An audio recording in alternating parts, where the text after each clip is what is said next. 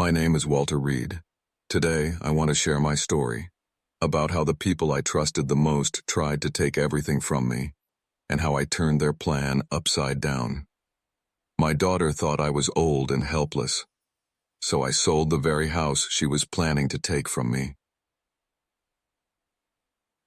Before we begin, please subscribe to the channel and share in the comments where you're watching from. It began with an accident. Or at least, that's what I thought at first. My daughter Laura forgot to hang up after a call.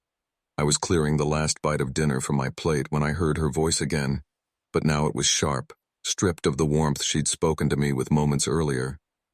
"He can't keep living alone," she told Mark, my son-in-law. "It's time for a nursing home. He's becoming a burden." Mark's tone was cold and certain. "And the house? Worth close to $1 million now. Sell it, put him somewhere passable, and we can finally buy in Crestmont." Laura even laughed. "He's so grateful just to hear from me, he'll never see it coming."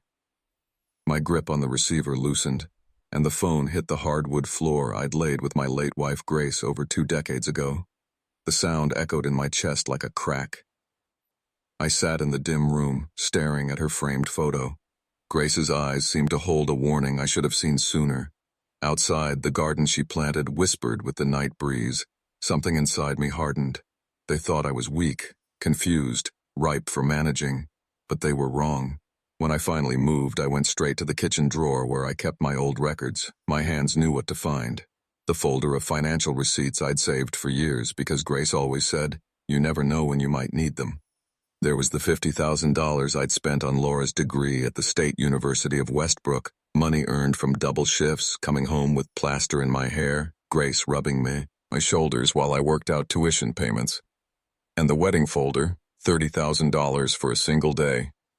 I'd told her we couldn't go that high, but she'd cried for her dream event. I'd worked weekends for 6 months to make it happen. "Dad, you're the most amazing father ever," she'd whispered during our dance. A promise she'd forgotten, just like the car loan I co-signed when her credit failed, or the calls I made to get her a marketing job after months of unemployment. Every page in that folder was proof of what I'd given, and what they were ready to take. I still had the bank records from several years ago, when Mark lost his job as a financial advisor under circumstances he never really explained. He and Laura moved in for a little while, until he found work. That little while stretched into over a year. I never charged rent. I covered the jump in utility bills and filled the pantry for 3 adults instead of 1 widower. Mark would clap me on the shoulder, calling me the most generous man in the state. Laura promised, "We'll pay you back when we're back on our feet." But they'd been back on their feet for a long time, earning more than I ever had.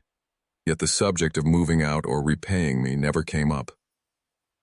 There were other hits, too. The anniversary dinner I bought last month, $200 at an upscale steakhouse because they deserved to celebrate. The $20,800 I spent on a new transmission for Mark's luxury sedan, draining my emergency savings. At their last barbecue, he told his friends, "Walter's like a father to me." I used to feel proud hearing that. I walked upstairs to my bedroom, the one Grace and I had shared, still untouched since she passed. Her jewelry box sat where she'd left it, glasses folded beside the lamp. In the bottom drawer, I found the house deed. Walter and Grace Reed purchased 1999, now in my name alone. The hurt was jagged, but beneath it, something solid was taking shape. Grace's voice echoed in my mind. "Be careful not to make her forget the value of what she has." Our daughter had forgotten, and I intended to remind her. I pulled a worn card from my desk drawer. Alan Mercer, real estate attorney. Grace had made me meet with him after her diagnosis, just in case. Looked like just in case had arrived.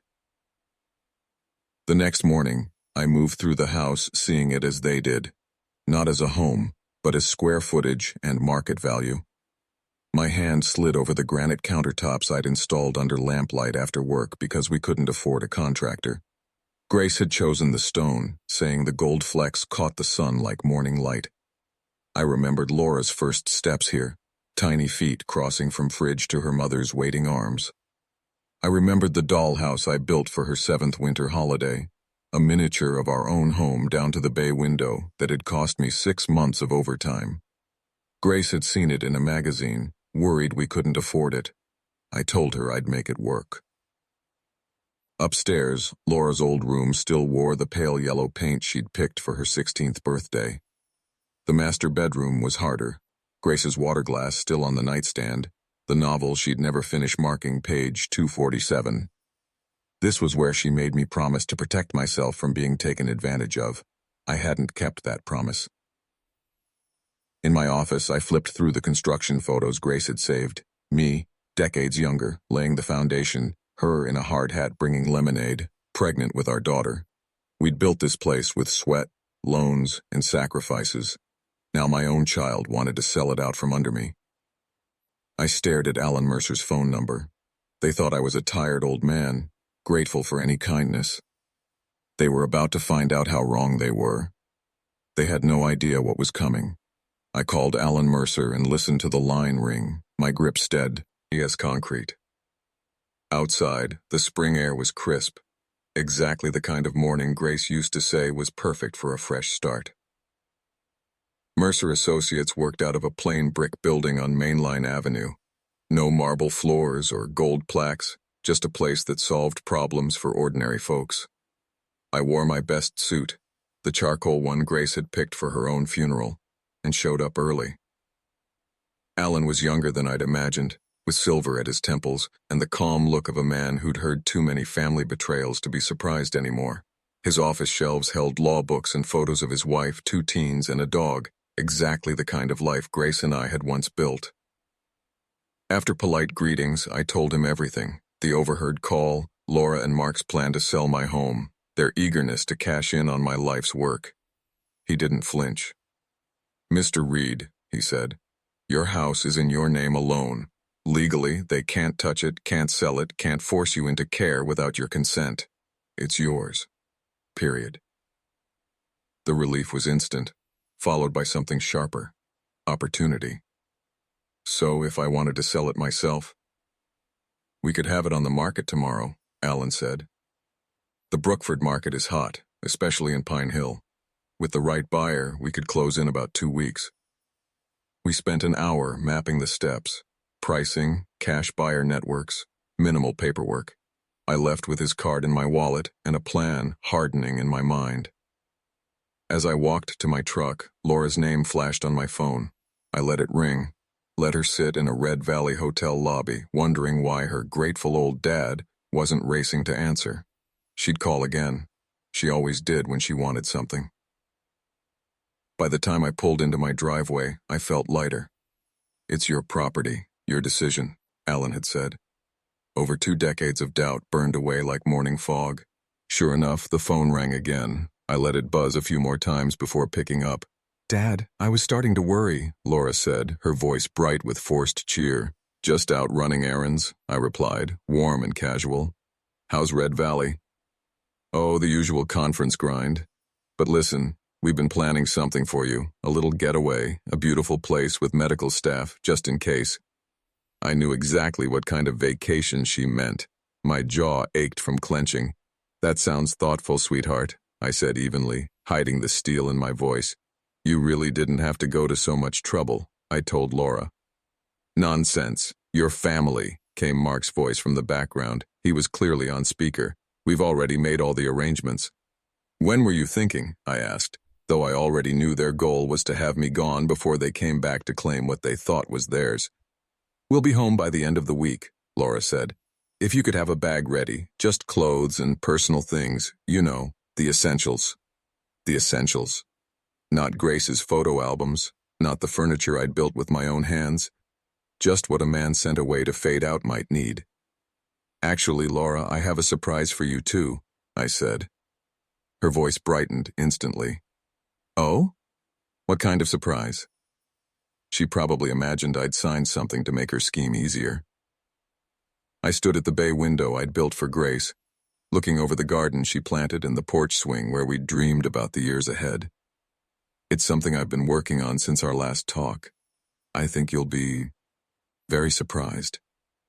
That's so sweet, Dad. We'll talk about it when we're home. You just rest. We'll handle everything. Sweet. She called me sweet while planning to erase my life. When the line went dead, my hands were steadier than they'd been in weeks. I opened my laptop. The glow of the screen felt like a loaded weapon. I typed, "Real estate agents, Brookford." The search results were like ammunition, each profile a potential ally. My engineer's mind compared stats the way I once compared steel suppliers. One name rose to the top over and over: David Palmer, mid-40s, quick sales, cash buyers lined up in days. Reviews praised him for closing deals in less than 2 weeks. I stared at his direct number. One call, and I'd never again be the manageable old man they imagined. I could almost hear Grace. "Walter, are you sure?" I was. I dialed. "David Palmer, Palmer Realty. How can I help you?" "I'm Walter Reed. I need to sell my house fast." "How quickly can that happen?" "With the right property and pricing. About 2 weeks." My pulse picked up. "That fast?" "The Pine Hill market is red hot," he said. "Tell me about your place." I described it like a stranger might: square footage, build year, upgrades. When I mentioned I was the original owner and had done much of the work myself, his tone sharpened. "That's exactly what my investors want. I can be there today at 3 for an assessment." At noon, I had 3 hours to prepare. I cleaned like Grace used to, dusting the bay window, straightening cushions, polishing every surface. It wasn't for show, it was for closure. At exactly 3, the bell rang. I smoothed my shirt, drew a deep breath, scented faintly with Grace's lavender sachets from the linen closet, and opened the door. David looked exactly like his picture: polished, confident, but approachable. His eyes lit up as he stepped inside. "Mr. Reed, this is exactly what I was hoping for." He ran a hand along the crown molding I'd installed, studied the hardwood floors Grace and I chose, and admired the open flow I'd created by removing a load-bearing wall. "You've kept this place in incredible shape," he said, snapping photos. "Solid oak throughout," I told him. "Gracky." He wanted something that would last. He moved to the kitchen, running his fingers along the granite counters. "Beautiful work. Grace picked this pattern, said the gold veins looked like sunlight." My throat tightened as I explained to David Palmer how I'd spent 3 weekends making the kitchen measurements flawless. He moved through the rooms like a man cataloging treasure, snapping photos, checking outlets, running a practiced hand over the custom cabinets. "Mr. Reed, in my career, I've rarely seen a home kept to this standard," he said. "I'm an engineer," I told him. "I believe in building things right the first time." We toured the living room. He admired the open layout, the built-in shelves flanking the fireplace, and the bay window I'd built for Grace, her perfect corner for books and tea. Pulling up recent sales in Pine Hill, David showed me listings between $850,000 and $920,000. "With your upgrades, I'd list at $875,000. It'll move fast and still get you top dollar." That was more than Laura and Mark had guessed in their whispered plot. "I've got investors looking for exactly this. Cash buyers, no financing, no repairs. 2 weeks from contract to close," David said. 2 weeks. They'd be back from Red Valley in less than that, expecting to find me docile and ready for their resort.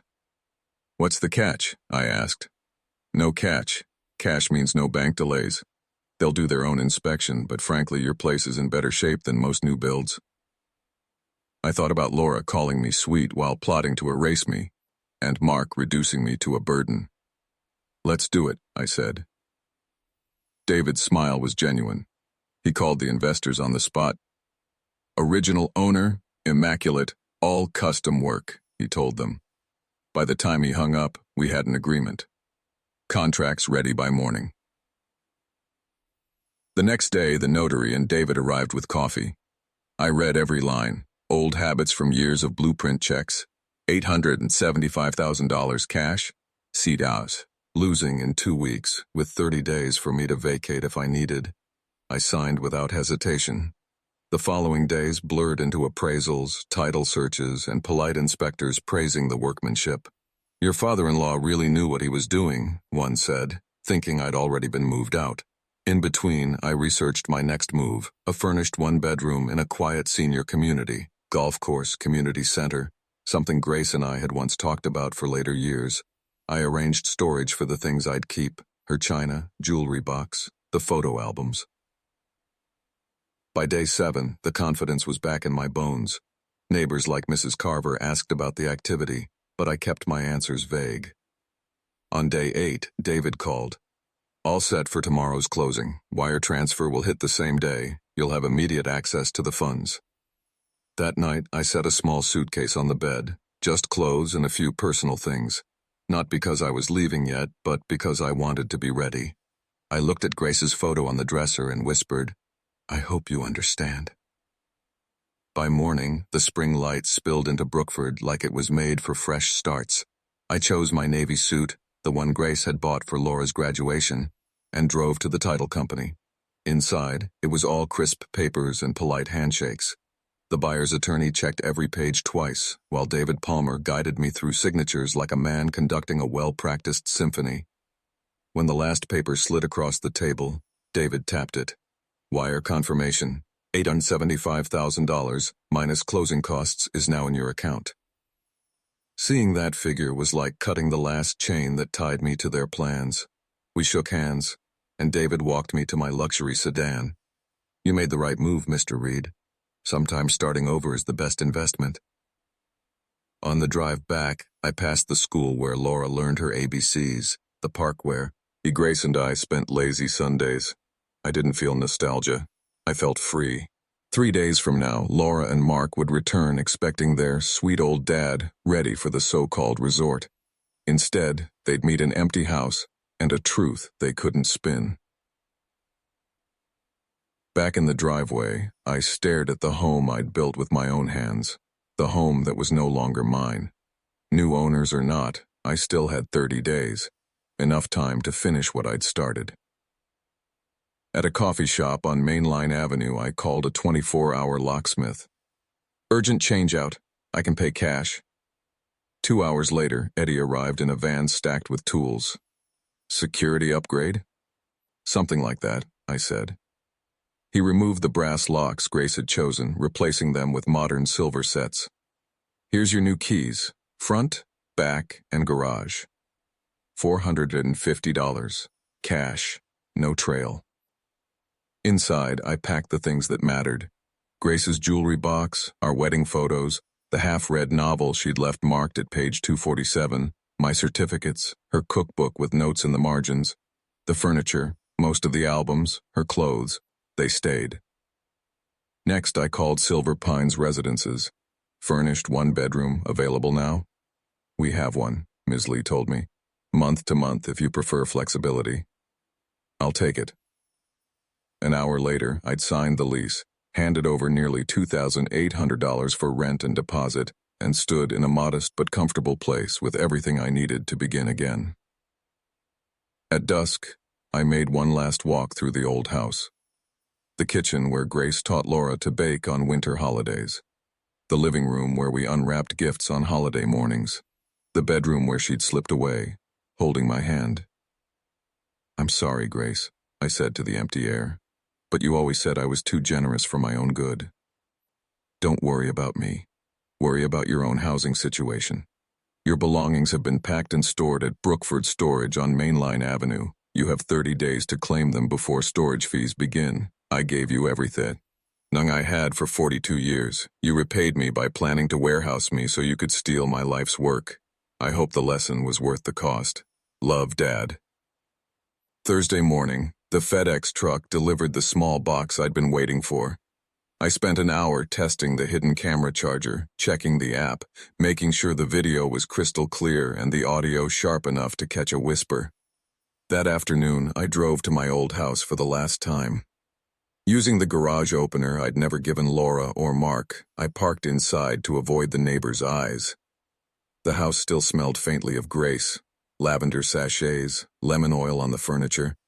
But Laura and Mark's suitcases by the stairs told their own story. They'd been using my home like a storage locker.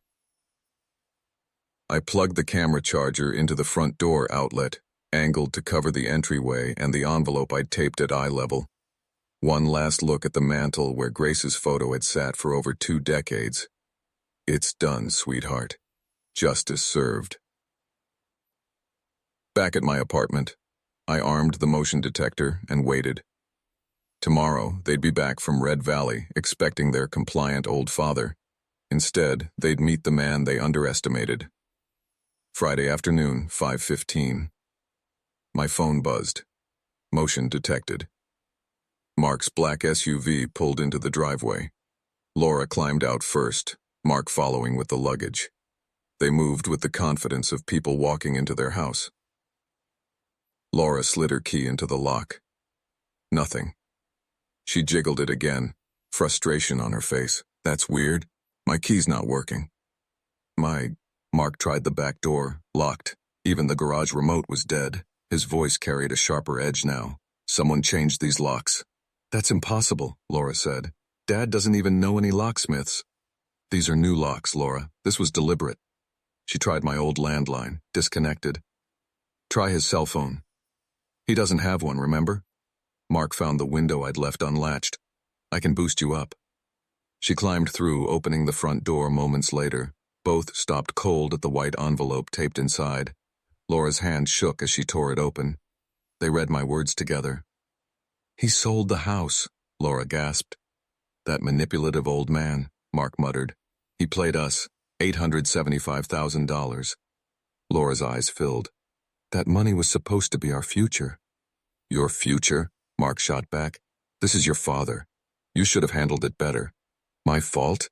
You're the one who called him a burden, who pushed for the nursing home. Well, he was a burden. Look what he's done. We're homeless. Our lease expires next week. The irony made me smile. They had plotted to put me out of my home. Now they stood in mine, facing the same fate. Call a lawyer, Laura demanded. With what money? Mark snapped. In case you forgot, I lost my job 6 months ago and your paycheck barely covers the car. Then get another job. Where? Firms aren't lining up to hire an advisor fired for shady transactions.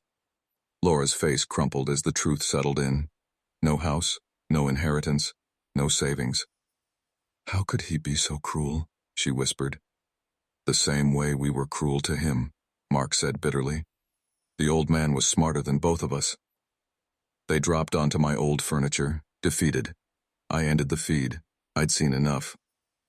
I opened the bottle of Grace's favorite Bordeaux, one we'd been saving for a special occasion that never came.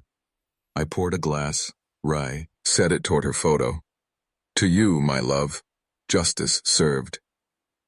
The wine tasted like victory. My phone buzzed with a text from an unknown number. Laura, no doubt, but I deleted it without reading. Looking out at the Brookford skyline glowing gold in the evening light, I felt it for the first time in years. Freedom. Somewhere across the city, my daughter and her husband were learning that their burden had just become their biggest problem. I was no longer anyone's burden. I was my own man again, with my own money, my own choices, and my own future stretching ahead like an open road. Walter Reed had left the building, and he wasn't coming back.